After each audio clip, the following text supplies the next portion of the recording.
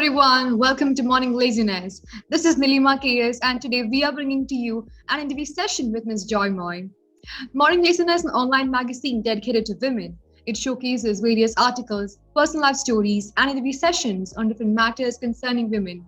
And today our interviewee, Ms. Dr. Joy, happens to be an acupuncturist as well as the founder of Joy of Acupuncture.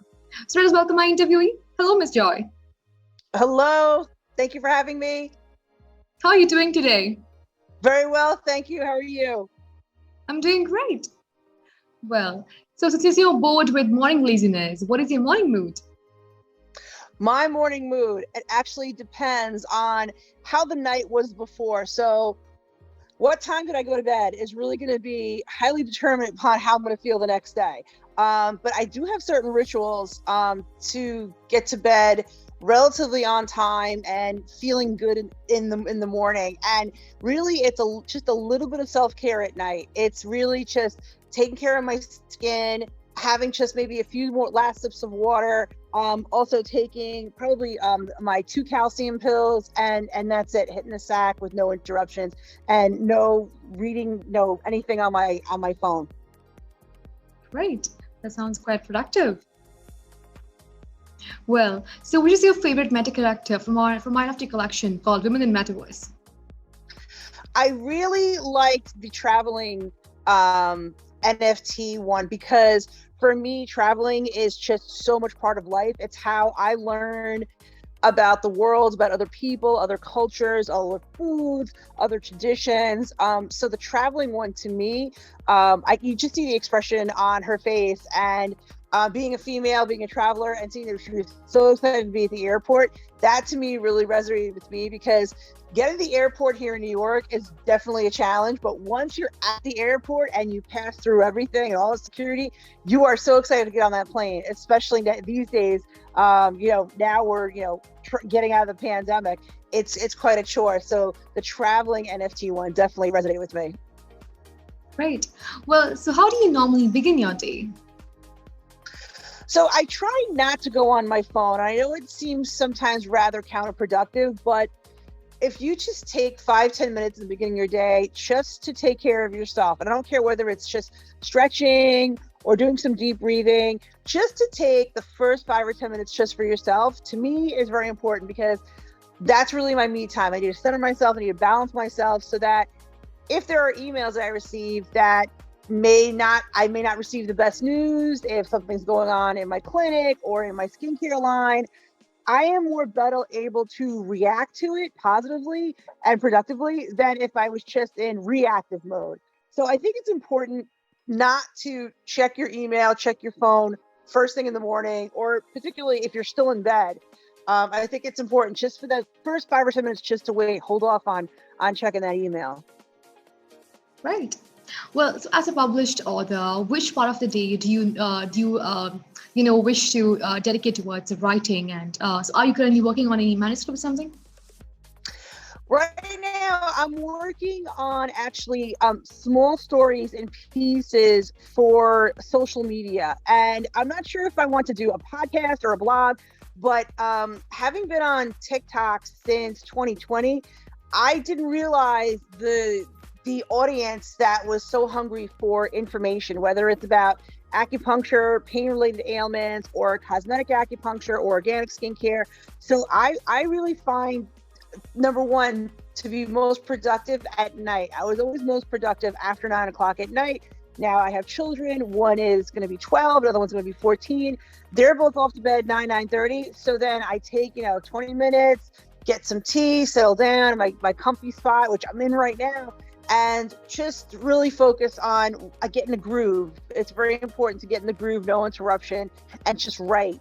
And if you have a series, it's important to be consistent with the series. You don't want to leave your series for too long because then you may lose focus or you may lose motivation.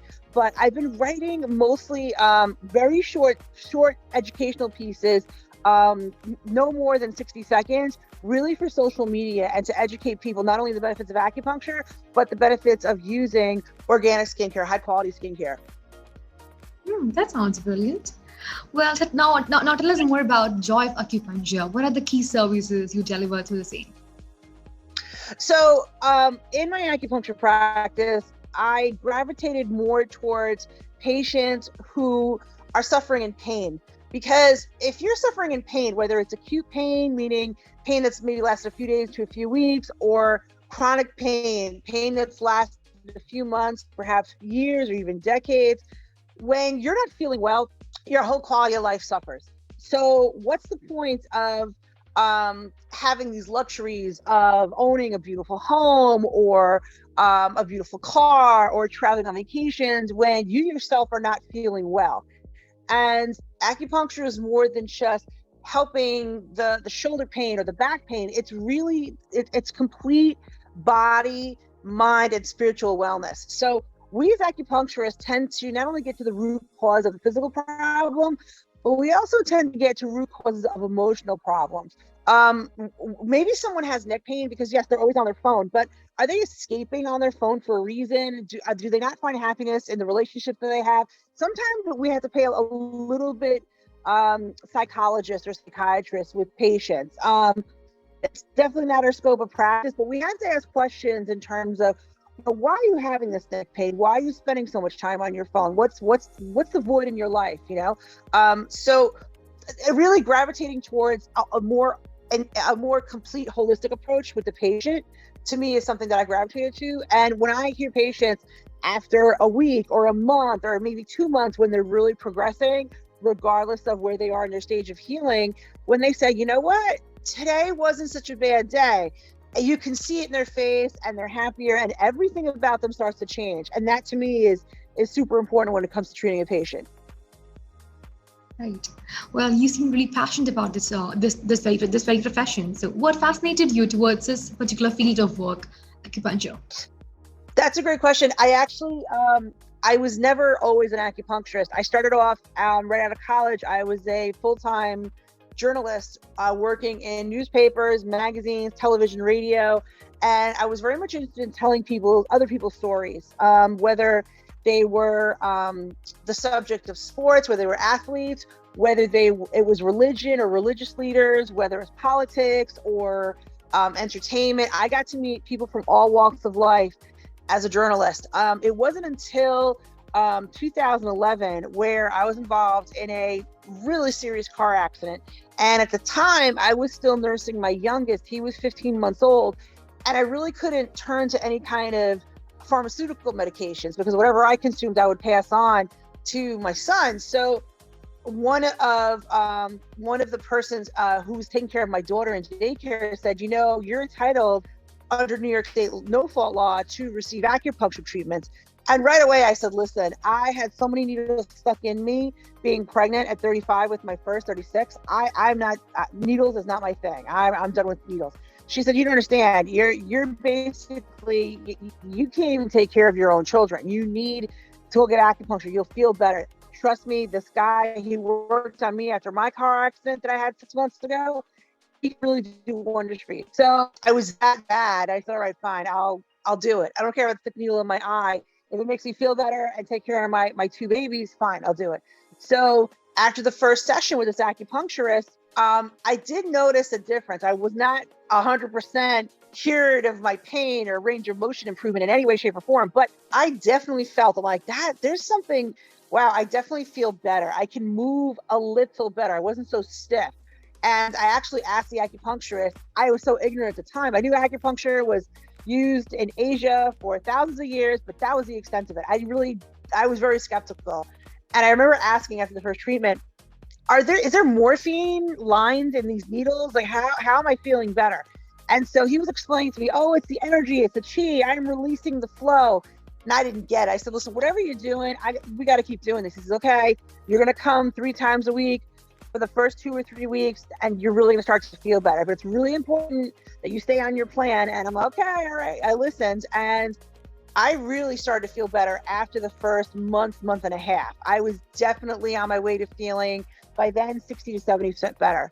And I realized, wow, this could be something that maybe I should consider for my own profession. And I started asking more questions and being more curious about it. Hey, what kind of hours do you have? Because this acupuncturist had children who were only about a year or two older than mine. So he was telling me, he's like, oh yeah, I work from, 8 in the morning until 12. I take lunch and then I go home at 3 o'clock. I help my wife out with the kids. Once in a while, I'll come back at night. And I said, oh, so you really carve out your schedule around your children's schedule? And he says, yeah, basically, and it works out very well that way. If I have to come back for my night patients, I start at 4:30, 5 o'clock. It's okay. So now here I am, how many years later, I've really emulated that type of life for not only myself, but to adjust to my patient schedule. So working nights, especially here in the wintertime, when it gets darker at like 4 or 5 o'clock in the evening, it's really helped my 9 to 5 working patients come and get treated, whether it's for pain or whether they want to receive cosmetic acupuncture to improve the appearance of their face. Great. Well, your story sounds quite inspiring, and your journey sounds quite inspiring too. Well, so how is frequency-specific microcurrent efficient from the older practices of acupuncture? Yeah, so microcurrent really is just a newer type of healing. In the past, people have used electrostim, a TENS unit, which is very similar to what physical therapists use. The only difference there is that the TENS unit, the clamps actually attached to the needle, and the needle is actually in the patient. So it goes through the muscle or the tendon or the area of pain, the area that we have to focus on.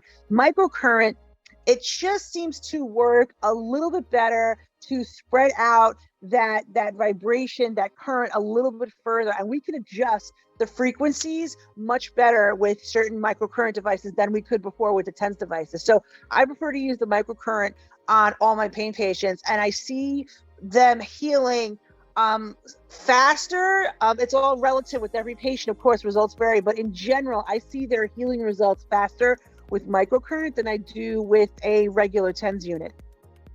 That sounds great. Well, how does cosmetic acupuncture limit the effects of aging on face? So that's a great question. And cosmetic acupuncture, a lot of people think that it's just putting needles on the face. We actually diagnose a patient from the Chinese perspective, the traditional Chinese medicine perspective. So we'll look at a patient, and if their main concern is, let's just say, it's dryness on the skin that may be causing fine lines around the eyes. So we diagnose in a TCM, traditional Chinese method. And that would be, does the patient have liver yang rising, which is causing heat, which is causing their skin to dry out, which is then in turn causing wrinkles? Do they have kidney yin deficiency, kidney yang deficiency? So as you can see, it's very similar to how we diagnose patients in pain.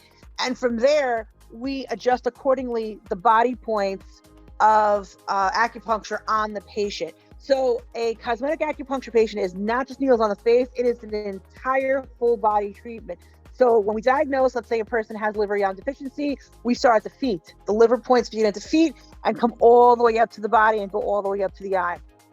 So when we improve circulation that way, we see improvement in the face. It's not just okay, we're putting needles here in certain areas of concern. It's an entire full body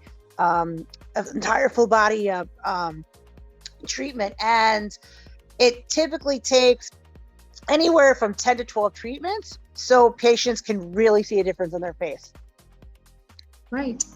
Well, so how does the procedure of Korean sports medicine assess the athletes from recovery, say from workouts and from injuries they get often during sports activities?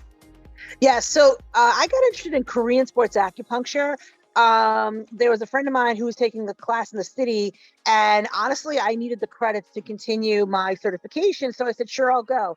And it was a 3-day weekend, Friday, Saturday, Sunday certification. And Korean sports acupuncture utilized Korean acupuncture.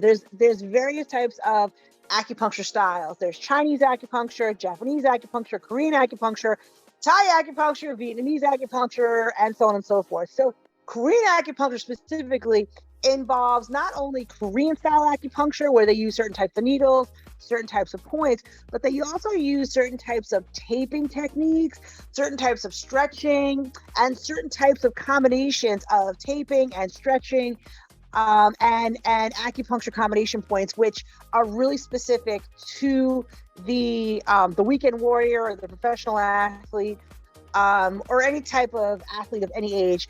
And it really seems to work well. And the Korean athletes that are on the Olympic teams, they receive these type of treatments, not only to help recover from injury, but to prevent injury from occurring in the first place. So for Korean sports medicine, prevention of injury is just as important, almost more important than the rehab and recovery. So I got interested in that, and I do utilize Korean sports medicine techniques even on my pain patients if they're not even athletes, and they benefit from that as well.